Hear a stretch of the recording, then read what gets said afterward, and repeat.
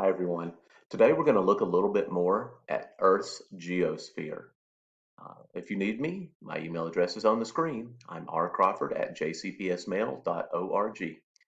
Let's hop right in. So first off, yesterday when we looked at the different parts of the Earth system, we said that the geosphere was the one that included all of Earth's rocks and minerals. Um, really, this goes from the surface to the center. I think that if we take a look at this particular image, I think this can be helpful for you.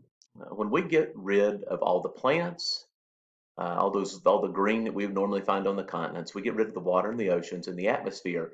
Really, what we have left is Earth's geosphere, all the rocks and minerals. Okay, so everything from the surface all the way down to its center, this is going to be the geosphere. It's something like over 3,000 miles from the surface down to the center. The geosphere is by far the biggest part of the Earth system.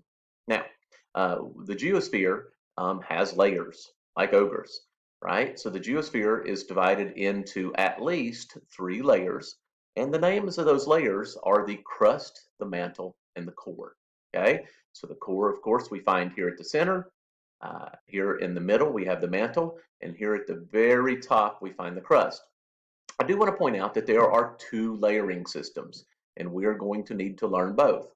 Many of you have heard of this layering system. These are actually called the chemical layers because they are based on they're based on each layer being made from a different substance. Okay, so the chemical layers are really going to be about composition, and they are sometimes called the compositional layers. I do want to point out this when we first start looking at these layers, not only is each layer made from a different type of material, we also find that they are organized by density. And what that means is the heaviest materials we're going to find here in the core. The next heaviest materials we're going to find in the mantle, and then the lightest materials we're going to find here at the crust. I hope this reminds you a little bit of convection, right? Where we have things that are lightweight are going to kind of float, whereas heavy things are going to sink. Okay, so let's take a look at the crust. First off, the crust is made from rock, and it's made from types of rock that are lightweight. That is the most important thing that you can remember about the crust, is that it is made from lightweight rock. Remember, these layers are all about each layer being made from a different type of substance. So it is true that the crust, because it is near the surface, is very cool. It is exceedingly thin. If you take a look at the slight pink line here, you can see that the crust is very thin, and it is the outer layer.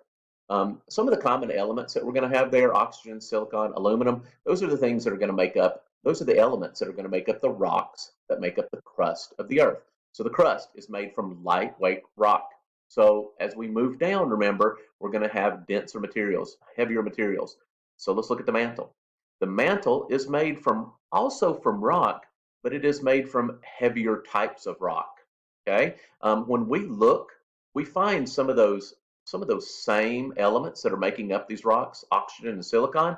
But please notice that iron and magnesium, which are much heavier elements, are also very common in the rocks here in the mantle.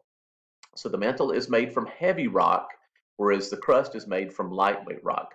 We could also describe the mantle as very hot. So some of you know that the deeper we go into Earth, the higher the temperature. You can see that it is much, much thicker than the crust is. The crust is very thin in comparison. Strangely enough, the mantle is considered to be a solid. It's considered to be solid rock, but it is also considered to be very slow flowing. We're going to spend some time understanding how a solid can flow a little later. So this is the middle layer.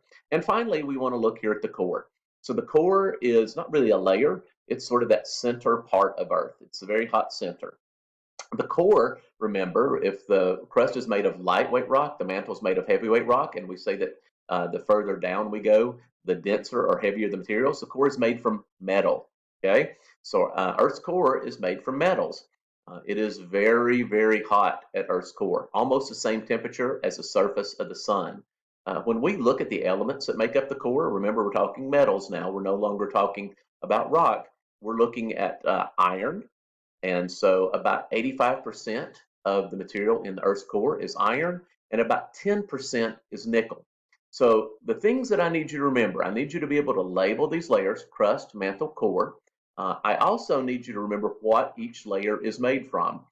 The crust is made from lightweight rock, the mantle is made from heavier rock, and the core is going to be made from metals. These chemical layers are all about what each layer is made from. That's how they're organized. I have often seen people compare like the chemical layers of Earth to a boiled egg, and it's a pretty good comparison, to be honest with you. So in our example, if we take a look at this relatively thin and brittle eggshell, that would represent our crust. And so the eggshell is a lot like the crust on Earth. If we take a look at this white part of the egg, the white part of the egg is going to be a lot like our mantle. It's going to be pretty thick, even though our mantle is a bit thicker than the egg white here, but this is still holds up pretty well. And then of course the egg yolk, the yellow part of the egg, is going to be a lot like the core of Earth. So, a pretty good comparison is a boiled egg. All right.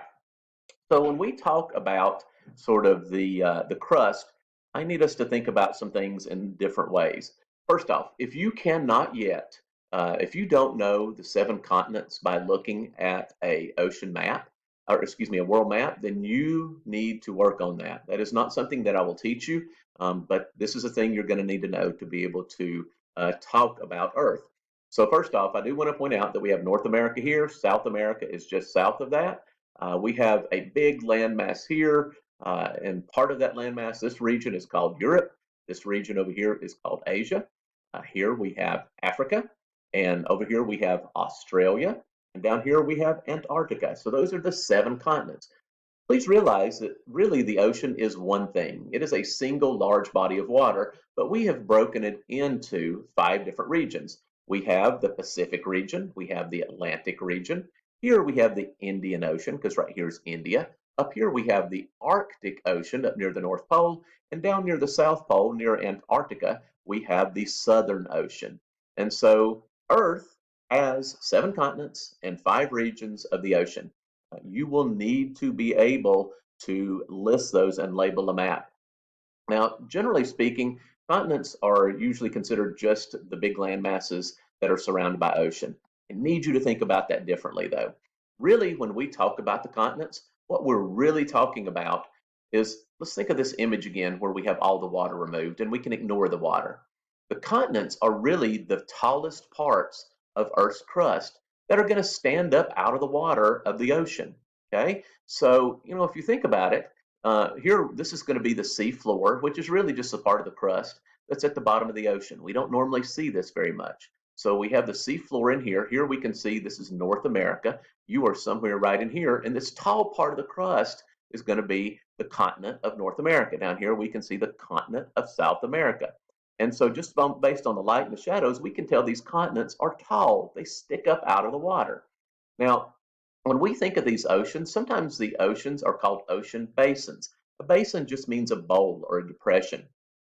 The ocean basins are the low places that water is going to pool up or collect on Earth. And so, the lower parts of the crust, that's where we're going to find the ocean. These taller parts that stick up out of the water that's collected, then that's where we're going to have the continents. And so it's very similar sort of to the way you might think of, the oceans you might think of them as mud puddles gathering in huge mud puddles gathering in these low depressions or basins. That's what I need you to do. All right. So we're going to finish today with looking a little bit more, particularly at the crust. And I need to point out that we have two types of crust. We have something called oceanic crust, which is the crust that we're going to find underneath the ocean. It's the sea floor. And then we're going to have continental crust, which is going to be like those taller pieces of the crust that makes up the continents themselves, the crust that's under the land. So the crust, we can tell right here, is not a uniform layer. So if I look at the oceanic crust here and I look at the continental crust here, we can see that they're different. Okay, the first thing that you should notice is the oceanic crust is much, much thinner. Okay, when we compare that to the continental crust, we can see that the continental crust, particularly under the mountains, is very thick. The oceanic crust is somewhere between 3 to 6 miles thick. But when we compare that to continental crust, we're going to find that it's somewhere between 30 to 50 miles thick. Another thing that we can say about when we compare these two crusts, the oceanic crust is much heavier. It's made from a different type of rock called basalt, and basalt rock is much heavier.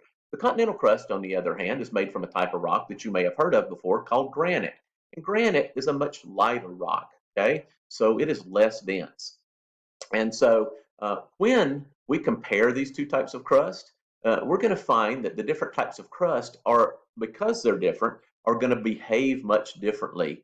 And that's something we're going to talk about in future lessons. All right, guys, I hope you have a wonderful day. I'll see you again soon.